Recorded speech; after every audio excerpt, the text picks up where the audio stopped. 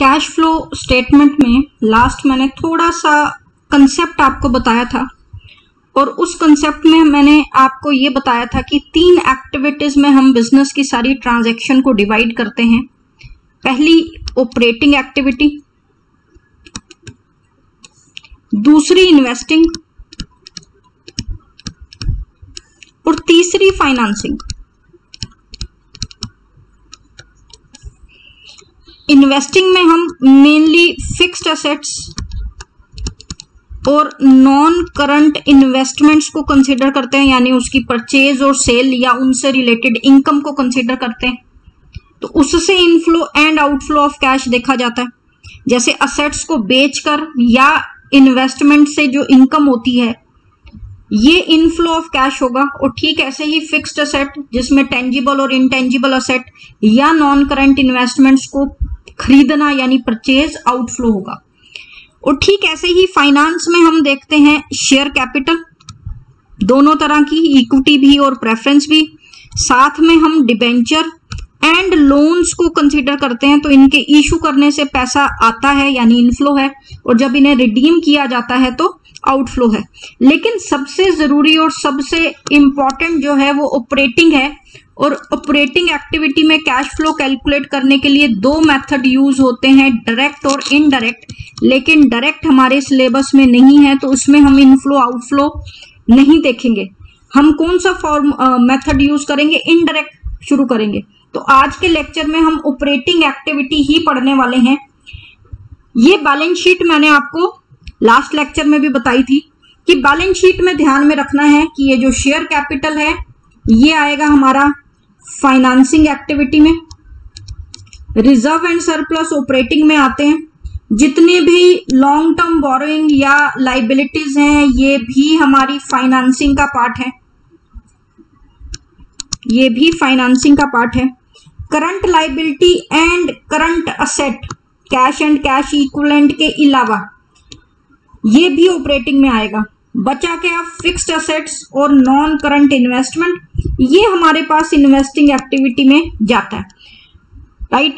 और उसके अलावा ये जो रिजर्व एंड सरप्लस हैं इनको भी हम ध्यान से पढ़ेंगे। रिजर्व सेपरेटली पढ़ेंगे और सरप्लस को सेपरेटली पढ़ेंगे, और ये यूज होगा हमारा ऑपरेटिंग एक्टिविटीज में। तो यहां पर हम सबसे पहले calculation of cash flow from operating activity कर रहे हैं। और ऑपरेटिंग एक्टिविटी का ये फॉर्मेट है, आप इसका स्क्रीनशॉट लो, नोटबुक में नोट करो। आपको क्वेश्चन जो होंगे ये हमारे पास स्टेज 1 है, या तो यहां तक होंगे, या आपको ऑपरेटिंग प्रॉफिट कैलकुलेट करना आ सकता है बिफोर वर्किंग कैपिटल चेंज, जो ये दिया हुआ है, मतलब ये सेकेंड स्टेज तक आ सकता है। या फिर फाइनली आपको net cash flow in operating activity calculate करना आ सकता है। तो कुछ क्वेश्चन जो है वो सिर्फ हमें फर्स्ट स्टेज तक कैलकुलेट करने हैं, कुछ फिर सेकेंड स्टेज तक, और फिर कुछ क्वेश्चन होंगे जो हमने थर्ड यानी फाइनल स्टेज तक कैलकुलेट करना है। तो ये हमारे पास cash flow from operating activity है। किस मेथड से? इनडायरेक्ट मेथड से।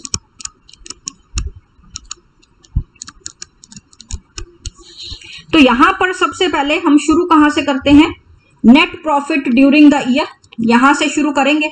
और ये कैसे आएगा? ये करंट ईयर प्रॉफिट और प्रीवियस ईयर प्रॉफिट का डिफरेंस होता है। यानी पिछले साल अगर मेरा प्रॉफिट 2 लाख है और इस साल 4 लाख है तो प्रॉफिट ड्यूरिंग द ईयर क्या लेंगे? 2 लाख लेंगे।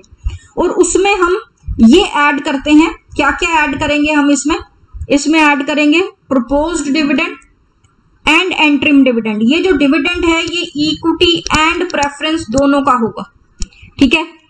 तो प्रपोज डिविडेंड और एंट्रिम डिविडेंड और प्रोविजन फॉर टैक्स इसमें जोड़ा जाता है, और जोड़ा जाता है ट्रांसफर टू रिजर्व। तो ये 4 चीजें हम इसमें जोड़ते हैं। उसके अलावा अगर कोई एक्स्ट्रा ऑर्डिनरी आइटम है तो वो भी एडजस्ट करेंगे। तो यहां तक हमारे पास आ जाता है net profit before tax and extraordinary item, right.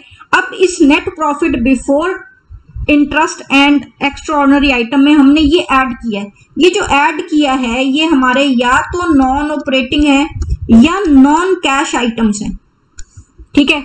तो हम इनको ऐड करते हैं। इसमें सबसे पहले आएगा डेप्रिसिएशन, उसके अलावा अमोर्टाइजेशन, जैसे goodwill, patent, trademark right of कर रहे हो, इसे हम क्या बोलते हैं? इसे अमोर्टाइजेशन बोलते हैं। उसके अलावा प्रिलिमिनरी एक्सपेंसेस या discount on issue of securities return of, premium on redemption अगर आपका कम हो रहा है तो वो भी राइट ऑफ हो रहा होता है, वो हम यहाँ ऐड करते हैं। उसके अलावा इंटरेस्ट ऑन डिबेंचर ऐड होगा, या loss on sale of fix asset and investment ये ऐड होगा। तो यहाँ आपको ये फॉर्मेट क्रैम करना है, रट्टा मारना है आपको इसका, ठीक है। तो हमने net profit before interest and extra ordinary में ऐड की हैं ये आइटम्स। ये जो आइटम्स हैं ये P&L की डेबिट साइड नॉर्मली होती हैं। अगर हम प्रॉफिट एंड लॉस अकाउंट बनाए तो P&L की डेबिट साइड है, लेकिन ये वो आइटम्स हैं या तो वो नॉन ऑपरेटिंग है या नॉन कैश है।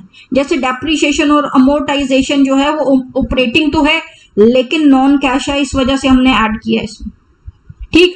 इंटरेस्ट ऑन जो लोन है वो वैसे कैश आइटम है लेकिन ये फाइनेंसिंग से रिलेटेड है, इसलिए हमने इसमें ऐड किया, ठीक है। ऐसे ही loss on sale of fix asset investing से रिलेटेड है। तो ये जितनी हमने ऐड की हैं, क्या क्या ऐड करना है, डेप्रिसिएशन, अमोर्टाइजेशन, जितनी राइट ऑफ आइटम्स हैं, उसके अलावा premium on redemption of securities, interest on loan, interest on debenture या loss on sale of fix asset. अब ये माइनस कर रहे हैं, माइनस क्या क्या करना है, ये भी हमारी नॉन ऑपरेटिंग खर्चे थे ये जो ऐड किए हैं या लॉसेस थे, और यहां हम नॉन ऑपरेटिंग इनकम अगर कोई है तो उसको लेस कर रहे हैं। तो इसमें क्या आएगा, interest received, rent received, dividend received या profit on sale of fix asset. तो यहां तक एडजस्ट करके हमारे पास ये ऑपरेटिंग प्रॉफिट आता है। बैलेंस ये रेशियो वाले चैप्टर में भी जब हमने ऑपरेटिंग प्रॉफिट रेशियो निकालनी होती है तो ये ऑपरेटिंग प्रॉफिट है, यानी नेट प्रॉफिट में हमने ये सब कुछ जो ऊपर का ऐड और लेस किया उसके बाद जो आता है ये हमारे पास operating profit before working capital adjustment आता है। अब क्या करना है, हमने वर्किंग कैपिटल को एडजस्ट करना है। तो वर्किंग कैपिटल में क्या होता है, करंट असेट और करंट लायबिलिटी होती है।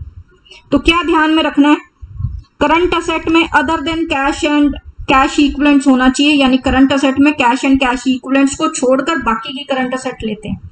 तो अगर डिक्रीज हो रही है तो हम ऐड करते हैं, और करंट लायबिलिटी इंक्रीज हो रही होती है तो हम ऐड करते हैं, ठीक है। और ठीक ऐसे ही करंट असेट बढ़ेंगी तो हम माइनस करेंगे, और करंट लायबिलिटी घटेंगी तो भी हम माइनस करेंगे।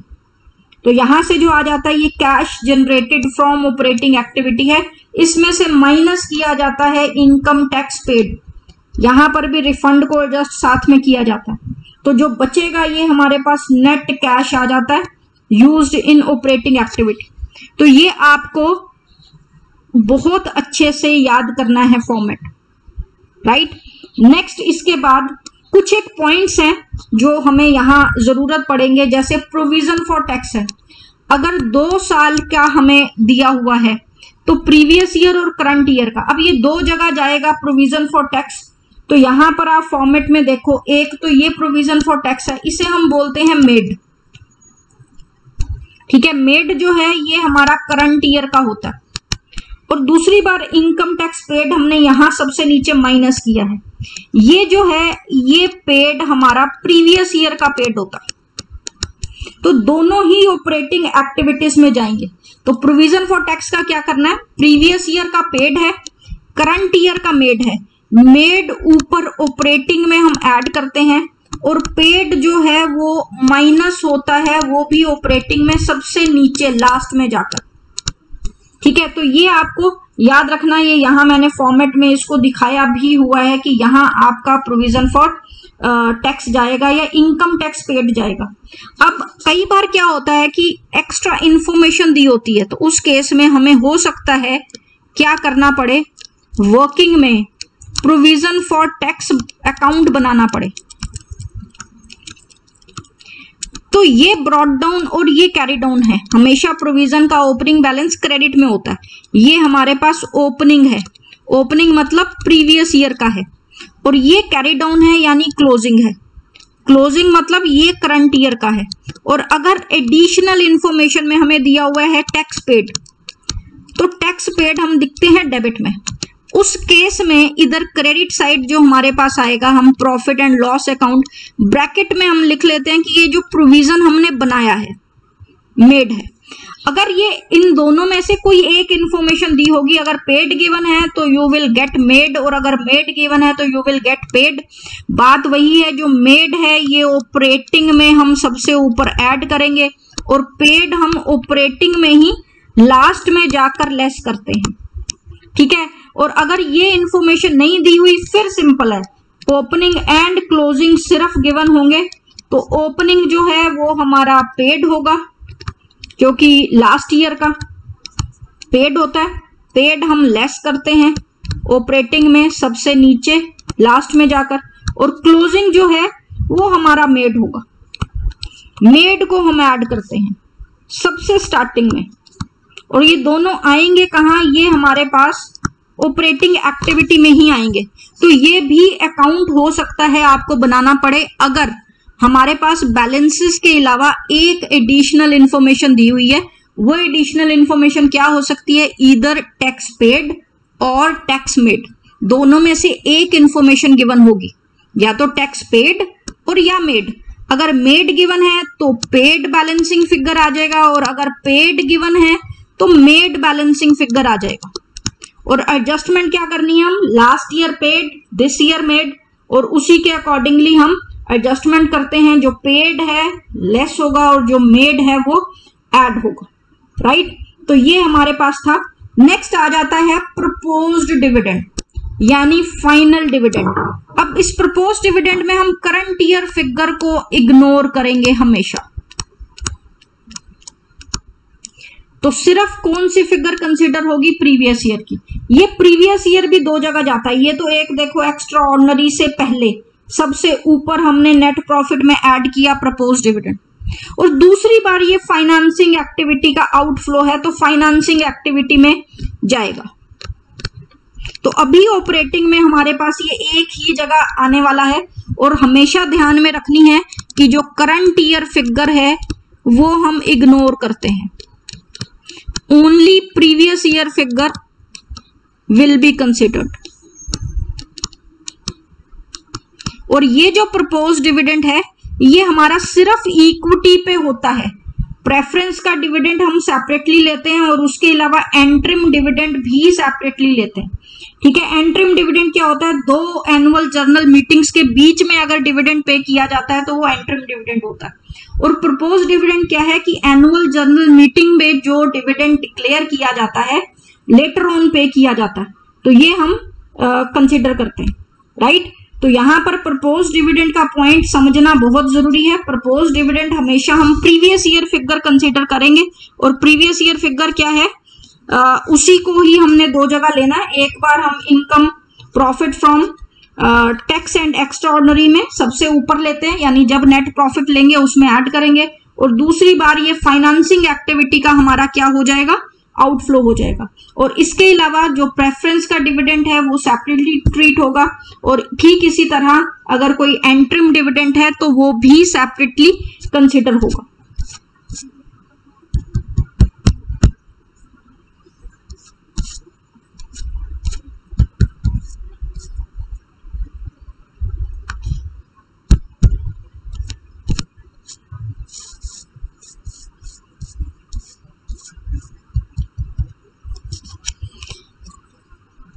तो अभी तक मैंने आपको बताया है ऑपरेटिंग एक्टिविटी। ऑपरेटिंग एक्टिविटी में सबसे पहले आप कैलकुलेट करोगे profit before tax and extraordinary, तो उसके लिए आप नेट प्रॉफिट में ऐड करोगे propose dividend, interim dividend, preference dividend, provision for tax या ट्रांसफर टू रिजर्व, तो ये ऐड करोगे। और ऐड करने के बाद जो आएगा, अगर कोई एक्स्ट्रा ऑर्डिनरी आइटम है तो उस एक्स्ट्रा ऑर्डिनरी आइटम को हम कंसिडर करते हैं। तो हमारे पास आ जाता है profit before tax and extraordinary item, उसमें ऐड किया जाता है डेप्रीशिएशन,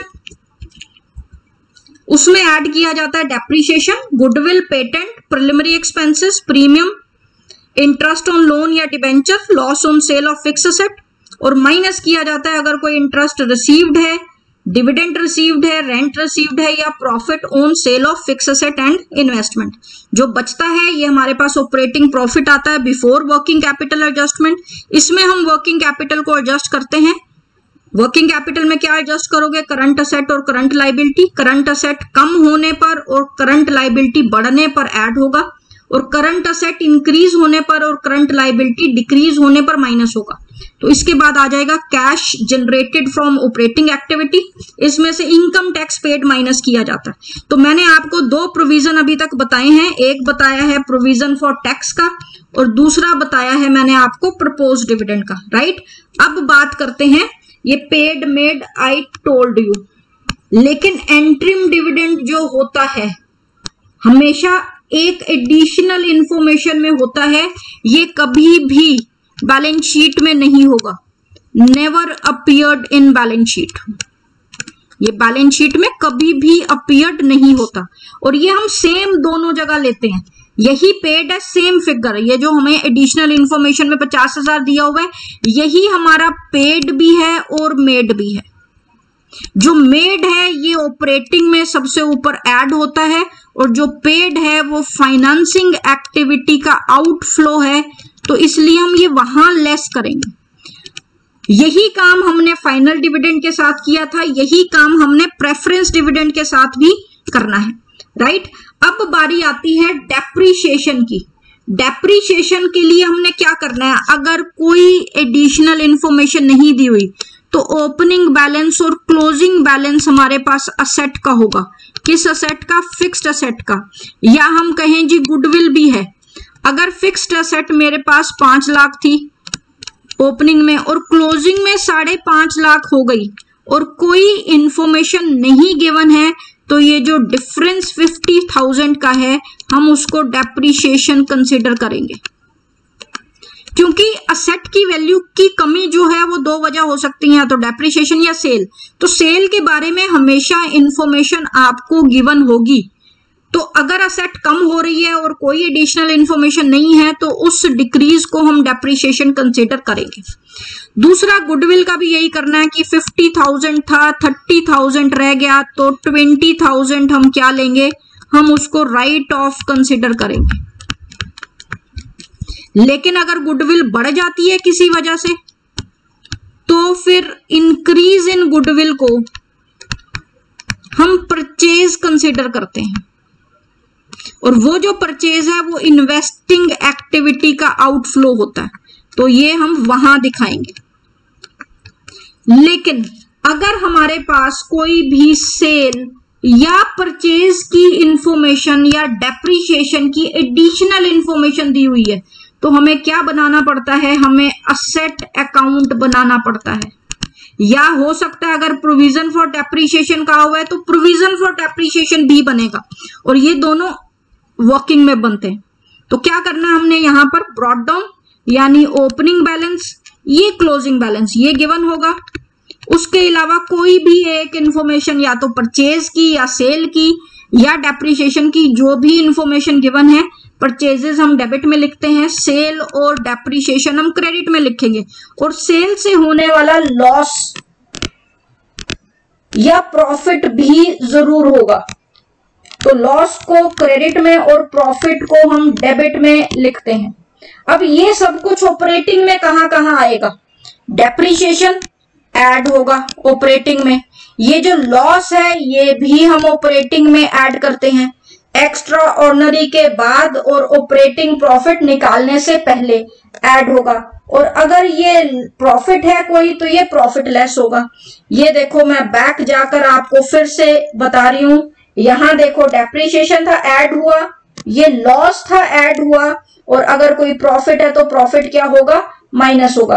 तो यहां पर ये 3 इंफॉर्मेशन हमारे पास आएंगी, किसकी, इस असेट से। और उसके अलावा जो परचेज और सेल है ये दोनों इंफॉर्मेशन ये हमारे पास इन्वेस्टिंग में जाती है,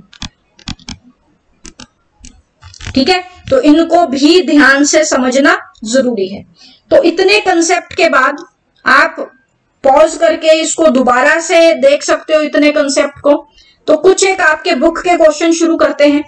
जैसे हमें यहां पर आइडेंटिफाई करना है कि कौन सी हमारे पास ऑपरेटिंग एक्टिविटी है, कौन सी इन्वेस्टिंग है, कौन सी फाइनेंसिंग है और कौन सी कैश एंड कैश इक्विवेलेंट है, ठीक है। तो सबसे पहले क्या दिया हुआ है, कैश सेल ऑफ गुड्स। तो क्या है, ये हमारे पास ऑपरेटिंग एक्टिविटी होता है। जो गुड्स को हम बेचते हैं, गुड्स से रिलेटेड जो कुछ है वो ऑपरेटिंग एक्टिविटी है, और बेचने से पैसा आता है तो ये हमारे पास इनफ्लो होता है। ठीक है, ठीक ऐसे ही कैश परचेज ऑफ गुड्स भी ऑपरेटिंग है, लेकिन इससे पैसा जाता है तो ये आउटफ्लो है।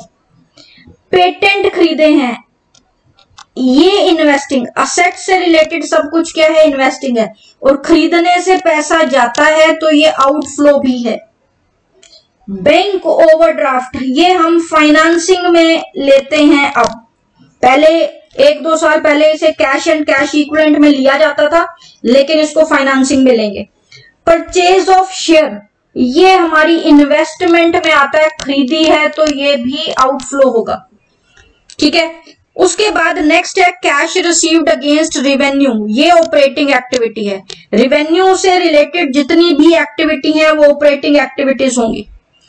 Cash paid against service taken, ये भी ऑपरेटिंग होगा। पेमेंट कर रहे हो तो आउटफ्लो है, पैसे मिल रहे हैं तो इनफ्लो है। मार्केटेबल सिक्योरिटी, ये हमारी कैश एंड कैश इक्विवेलेंट का हिस्सा होती है।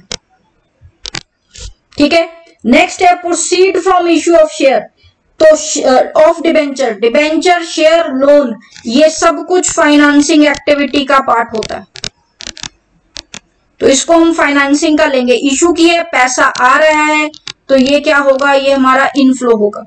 और लास्टली रीपेमेंट ऑफ लोन, ये भी फाइनेंसिंग एक्टिविटी होगी, और रीपे कर रहे हो तो ये हमारा आउटफ्लो होगा फाइनेंसिंग एक्टिविटी का। तो इन ट्रांजैक्शन को रिकॉग्नाइज करना सबसे ज्यादा जरूरी है। इसी तरह से नेक्स्ट देखो, कमीशन रिसीव हुई है, कमीशन रिसीव भी ऑपरेटिंग एक्टिविटी है और इनफ्लो होगा। इंटरेस्ट ऑन डिबेंचर आप जो पे कर रहे हो ये फाइनेंसिंग एक्टिविटी का आउटफ्लो होगा। इनकम टैक्स पे कर रहे हो ये ऑपरेटिंग एक्टिविटी का आउटफ्लो होगा। कैश रिसीव हुआ है फ्रॉम डेटर, ये भी ऑपरेटिंग एक्टिविटी का इनफ्लो होगा। Redemption of debenture financing activity का आउटफ्लो है। Interest on investment investing activity का इनफ्लो है, पैसा हमें मिल रहा है। इनकम टैक्स पे किया है on the gain of asset, तो ये क्या होना चाहिए, ये हमारी इन्वेस्टिंग एक्टिविटी, क्योंकि असेट से रिलेटेड है तो ये हमारी इन्वेस्टिंग एक्टिविटी का आउटफ्लो होगा। और लास्टली आप कैश पे कर रहे हो क्रेडिटर को, ये भी हमारी ऑपरेटिंग एक्टिविटी का आउटफ्लो है। तो ये हमारे पास रिकॉग्निशन बहुत जरूरी है। ठीक ऐसे ही नेक्स्ट भी इसी से रिलेटेड है, जैसे परचेज ऑफ शेयर, तो शेयर जो खरीदे जाते हैं वो इन्वेस्टमेंट के लिए खरीदे जाते हैं, तो इन्वेस्टिंग एक्टिविटी का क्या हुआ, आउटफ्लो हुआ। पेमेंट करने से पैसा जा रहा है तो आउटफ्लो है।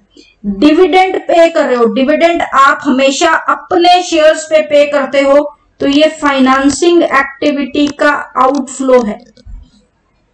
लोन लिया है, ये भी फाइनेंसिंग एक्टिविटी है लेकिन इनफ्लो है, पैसे मिलेंगे आपको लोन लेने से। डिविडेंड रिसीव हुआ है ऑन शेयर, ये इन्वेस्टिंग एक्टिविटी का इनफ्लो है। लोन दिया है किसी को, ये भी हमारा इन्वेस्टिंग एक्टिविटी का आउटफ्लो है।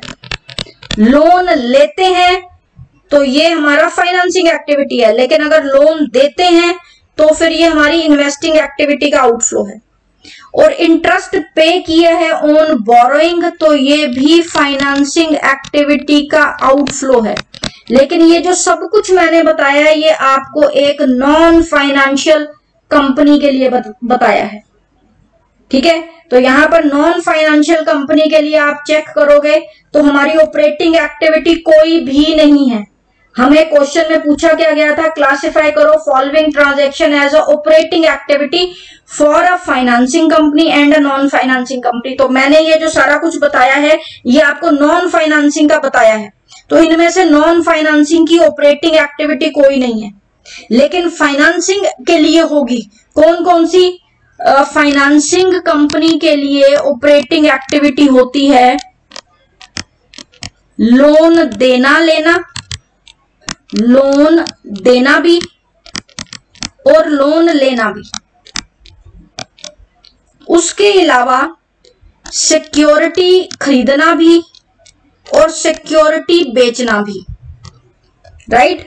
और उसके अलावा अगर आपको डिविडेंड मिल रहा है वो भी, और आप इंटरेस्ट पे कर रहे हो वो भी, ये सब कुछ एक फाइनेंसिंग कंपनी की ऑपरेटिंग एक्टिविटीज होती हैं। तो आप उस अकॉर्डिंगली देखो, यहाँ A B D E F पांचों मैंने यहाँ लिखी है, ये सारी की सारी फाइनेंसिंग कंपनी की ऑपरेटिंग एक्टिविटी होगी। लेकिन नॉन फाइनेंसिंग कंपनी के लिए या तो वो इन्वेस्टिंग होगी या वो फाइनेंसिंग होगी, ऑपरेटिंग नहीं होगी, ठीक। इसी तरह से नेक्स्ट क्वेश्चन है, हमें बताना है कि इनफ्लो और आउटफ्लो है या नो फ्लो है, राइट। क्या, जैसे सबसे पहले sale of fix asset, 1 lakh वाला तुमने 10,000 प्रॉफिट में बेचा है तो ये इनफ्लो है, यहां से पैसा आपको मिलना है तो ये इनफ्लो ऑफ कैश है। आगे आप लिखना चाहो तो इन्वेस्टिंग एक्टिविटी का है। Sale of goods against cash, right, तो यहां पर क्या है, sale of goods against cash भी हमारा इनफ्लो है। और किस एक्टिविटी का, ऑपरेटिंग एक्टिविटी का है। मशीनरी खरीदी है, ये इन्वेस्टिंग एक्टिविटी का आउटफ्लो होता है। फिर लैंड एंड मशीनरी खरीदी है और साथ में क्या किया है, डिबेंचर इशू किए हैं, तो ये हमारे पास क्या होगा, कोई इसमें फ्लो नहीं है क्योंकि पैसे तो गए ही नहीं, ना ही आए। ठीक ऐसे ही शेयर इशू किए लेकिन बोनस के तौर पे, बोनस के तौर पे मतलब फ्री शेयर आपने दिए हैं, तो यहां पर भी कोई कैश नहीं है, नो कैश ट्रांजैक्शन। बैंक से पैसे विड्रॉ किए हैं, ये भी नो कैश है। ये कैश एंड कैश इक्विवेलेंट में एडजस्ट होता है लेकिन ना पैसा आया है ना गया है। फिर उसके बाद पेमेंट ऑफ एंट्रिम डिविडेंड, ये आउटफ्लो हो जाएगा, आपने पेमेंट किया है तो आउटफ्लो है किस एक्टिविटी का, फाइनेंसिंग एक्टिविटी का, ठीक है। और lastly propose dividend, propose dividend जो है इसमें भी अभी हमने सिर्फ प्रपोज किया है, पैसा तो गया ही नहीं, तो यहां पर भी क्या होगा, नो फ्लो होगा। तो इन ट्रांजैक्शंस को समझना बहुत जरूरी है। इस तरह की ट्रांजैक्शन आपको बुक में इलस्ट्रेशंस में भी दी होंगी, आप आज के लेक्चर में उनको बहुत थॉरोली रीड करो, ठीक है, तभी आपको ये समझ आएंगी। नेक्स्ट देखो, अब यहां पर हमें क्या करने हैं, कुछ क्वेश्चंस हमें दिए हुए हैं लेकिन क्या कैलकुलेट करना है, सिर्फ net profit before tax and ordinary item हमने एडजस्ट करनी है। तो मैंने आपको बताया है कि जब हम शुरू करते हैं तो हम कहां से शुरू करते हैं, हम net profit during the year से शुरू करते हैं, नेट प्रॉफिट ड्यूरिंग ईयर। और इसमें हम ऐड करते हैं क्या क्या, प्रपोज्ड डिविडेंड ऐड करते हैं, एंट्रिम डिविडेंड ऐड करते हैं, ट्रांसफर टू रिजर्व ऐड करते हैं, और साथ में ऐड होता है प्रोविजन फॉर टैक्स। यहां तक हमारे पास कोई और एक्स्ट्राऑर्डिनरी आइटम हो तो वो भी कंसीडर करते हैं। क्या आ जाता है, नेट प्रॉफिट आ जाता है before tax and extraordinary item,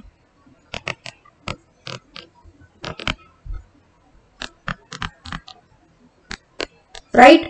तो यहां पर नेट प्रॉफिट क्या है, दोनों ईयर्स के प्रॉफिट का डिफरेंस, यानी 5 लाख का प्रॉफिट 10 लाख हो गया तो मेरे पास प्रॉफिट कितना आया है, 5 लाख आया। डिविडेंड पेबल यहां कहीं नहीं है, प्रपोज डिविडेंड जरूर है, डिविडेंड पेबल नहीं है तो इसको हम इग्नोर करेंगे। और यहां मेरे पास एडिशनल इंफॉर्मेशन में प्रोविजन दिया हुआ है, तो मैंने आपको बताया है प्रपोज डिविडेंड दिया हुआ है, तो प्रपोज्ड डिविडेंड के लिए हमेशा हम प्रीवियस ईयर फिगर को कंसिडर करते हैं। वही फिगर हमारी दो जगह जाती है, एक तो यहां जाएगी यानी 4 लाख हम यहां ऐड करेंगे, और दूसरी बार वो कहां जाएगी, फाइनेंसिंग एक्टिविटी में आउटफ्लो होगी, राइट।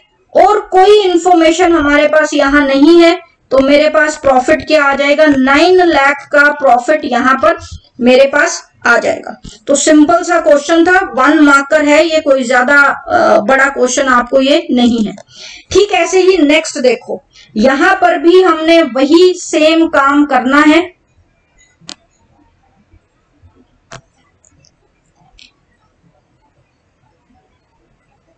हम एक स्टेटमेंट ही बना रहे हैं, उस स्टेटमेंट में इसको शो करेंगे। कहां से शो करेंगे, क्या दिया हुआ है, net profit during the year से शुरू करेंगे, क्योंकि अभी हमें सिर्फ फर्स्ट फेज तक के क्वेश्चन दिए हुए हैं, यानी net profit before tax and extra ordinary हम कैलकुलेट करें। तो यहां पर मेरे पास प्रॉफिट दिया हुआ है 4 लाख से 7,20,000 हो गया, तो 3,20,000 यानी डिफरेंस हम लेते हैं, ये प्रॉफिट है। इसमें हमने ऐड करना होता है अगर कोई प्रपोज्ड डिविडेंड है तो, और ऐड करते हैं इसमें अगर कोई एंट्रिम डिविडेंड है तो, और ऐड किया जाता है इसमें ट्रांसफर टू रिजर्व, और ऐड किया जाता है इसमें अगर कोई प्रोविजन फॉर टैक्स दिया हुआ है तो, और उसके अलावा कोई एक्स्ट्रा ऑर्डिनरी आइटम। यहां पर हमारे पास नेट प्रॉफिट आ जाता है before tax and extraordinary item. तो यहां एडिशनल इंफॉर्मेशन में फिर हमें प्रपोज्ड इक्विटी डिविडेंड दिया हुआ है 160 एंड 2 लाख। तो मैंने आपको बताया है प्रीवियस ईयर की फिगर हम हमेशा कंसीडर करते हैं, करंट ईयर की फिगर को इग्नोर ही किया जाता है। ठीक, यहां पर प्रेफरेंस कैपिटल दिया हुआ है, उसकी भी रेट दी हुई है, तो प्रेफरेंस डिविडेंड भी हम यहां जोड़ लेते हैं। एंट्रिम डिविडेंड की जगह क्या लिख लेते हैं, प्रेफरेंस डिविडेंड। तो 6 लाख पे 10% 60,000 का मेरे पास क्या आ जाएगा, प्रेफरेंस डिविडेंड आ जाएगा। और साथ ही एंट्रिम डिविडेंड भी दिया हुआ है 40,000 का, तो 40,000 का आप एंट्रिम डिविडेंड भी जोड़ दो। उसके अलावा ना तो ट्रांसफर टू रिजर्व है और ना ही प्रोविजन फॉर टैक्स है, इतना ही हमारे पास नेट प्रॉफिट आएगा। इनको टोटल कर लेते हैं, तो ये टोटल मेरे पास आ रहा है 5,80,000। ठीक, इसी तरह से नेक्स्ट क्वेश्चन थोड़ा सा इंफॉर्मेशन ज्यादा है, तो हम कहां से शुरू करेंगे, फिर वही हमें निकालना है net profit before tax and extraordinary item. तो अगर एक्स्ट्रा इंफॉर्मेशन है तो वो यूज नहीं होगी, हमने सिर्फ इतनी इंफॉर्मेशन यूज करनी है, एक स्टेटमेंट बनाना है। तो स्टेटमेंट में शुरू करेंगे नेट प्रॉफिट ड्यूरिंग ईयर। तो नेट प्रॉफिट यहां सरप्लस हमारे पास दिया हुआ है 2 लाख करंट ईयर का और 1,45,000 प्रीवियस ईयर का। तो करंट ईयर प्रॉफिट जो आएगा वो आएगा 58,000। फिर मैंने आपको बताया इसमें क्या क्या लेना चाहिए, इसमें हमने लेना है प्रपोज्ड डिविडेंड, इसमें प्रेफरेंस डिविडेंड भी आएगा, इसमें एंट्रिम डिविडेंड भी आता है, और साथ ही आता है ट्रांसफर टू रिजर्व, और साथ आएगा प्रोविजन फॉर टैक्स।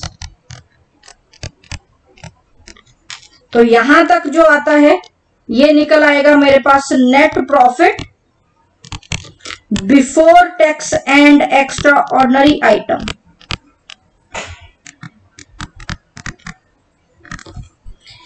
तो प्रपोज डिविडेंड प्रीवियस ईयर का 50,000 हम ऐड कर देते हैं। एंट्रिम डिविडेंड 10,000 दिया हुआ है, हम वो ऐड कर देते हैं। प्रेफरेंस कैपिटल नहीं दी हुई तो यहां प्रेफरेंस डिविडेंड नहीं आएगा, ना ही ट्रांसफर टू रिजर्व के बारे में कुछ कहा हुआ है। यहां प्रोविजन फॉर टैक्स जरूर कहा हुआ है, प्रोविजन फॉर टैक्स ले लेते हैं। तो मैंने आपको बताया प्रोविजन फॉर टैक्स के लिए क्या करना है, लास्ट ईयर पेड और करंट ईयर मेड। तो हम मेड वाला ऊपर ऐड करते हैं, तो मेड वाला आप करंट ईयर का लोगे 50,000, तो ये 50,000 आप ऐड कर दो। और आई थिंक कुछ नहीं है, टोटल कर दो 1,65,000 हमारे पास net profit before tax and extraordinary item आ जाएगा, राइट।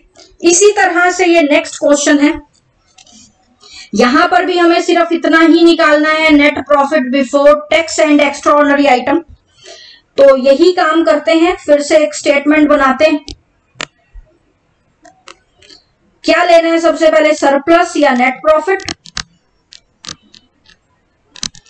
336 क्लोजिंग है, 1 लाख ओपनिंग था, तो 2,36,000 मेरे पास प्रॉफिट आ जाएगा ड्यूरिंग ईयर, राइट। उसके अलावा डिविडेंड पेड दिया हुआ है, ऐड करेंगे, एंट्रिम डिविडेंड ऐड करेंगे, ट्रांसफर टू रिजर्व ऐड करेंगे, प्रोविजन फॉर टैक्स में से रिफंड माइनस हो जाएगा, राइट। इसके अलावा लॉस है, ये एक्स्ट्रा ऑर्डिनरी लॉस है, ऐड होगा, और इंश्योरेंस प्रोसीड हमारे पास है, ये माइनस होगी। तो हम यहां पर ये 2 चीजें माइनस करने वाले हैं और बाकी सब कुछ ऐड होना है। तो हम सिंपली क्या करोगे आप, डिविडेंड पेड ऐड हो रहा है 72,000, एंट्रिम डिविडेंड ऐड हो रहा है 90,000,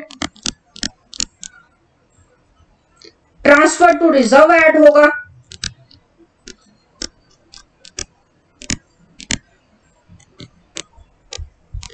1 लाख, प्रोविजन फॉर टैक्स हम ऐड करेंगे, लेकिन कैसे, 150 में से 3,000 का रिफंड माइनस होकर 147 हम ऐड करेंगे। उसके बाद ऐड होगा लॉस ड्यू टू, ये एक्स्ट्रा ऑर्डिनरी है, हर साल नहीं होती तो इसको हमने हटा दिया, loss due to earthquake 2 lakh, और माइनस होगा ये जो इंश्योरेंस प्रोसीड हमारे पास है। तो इस क्वेश्चन में आपके पास 2 एक्स्ट्रा ऑर्डिनरी आइटम दी हुई थी, एक जो लॉस है और उसके अलावा एक हमारे पास इंश्योरेंस प्रोसीड है। तो ये आप सब एडजस्ट कर लो।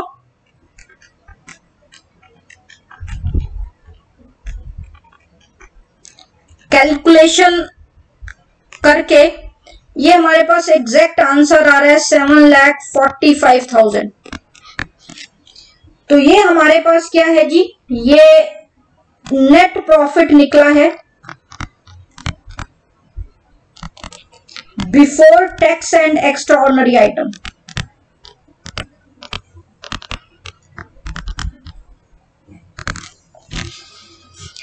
तो ये पहला पॉइंट जो है हम कैलकुलेट कर रहे हैं। फॉर्मेट के अकॉर्डिंगली आपको 3 स्टेजेस तक करना है। तो ये पहली स्टेज मैंने आपको की है, उसके अलावा ऑपरेटिंग एक्टिविटी का फॉर्मेट जो आपको बताया है वो आप क्रैम करो, ठीक है। इसके बाद हम non operating and non cash add करते हैं खर्चे, और नॉन ऑपरेटिंग इनकम माइनस करते हैं, ऑपरेटिंग प्रॉफिट आ जाता है बिफोर वर्किंग कैपिटल एडजस्टमेंट। उसके बाद वर्किंग कैपिटल एडजस्टमेंट की जाती है, और लास्टली हम करते हैं उसमें माइनस, क्या माइनस करते हैं, टैक्स पेड, और हमारे पास ऑपरेटिंग एक्टिविटी का कैश फ्लो हो जाए। तो इसमें भी मैंने आपको फॉर्मेट समझाया, नेक्स्ट लेक्चर में फिर फॉर्मेट डिस्कस करेंगे। तो इतना आज आप करो, ध्यान से करो, बुक में से जरूर ऐसे क्वेश्चन सॉल्व करो जहां पर आपको डिफरेंट एक्टिविटीज का कैटेगराइजेशन पूछा गया, क्योंकि वो जब आप समझ जाओगे तो आपको इस चैप्टर का बेस समझ आना शुरू हो जाएगा।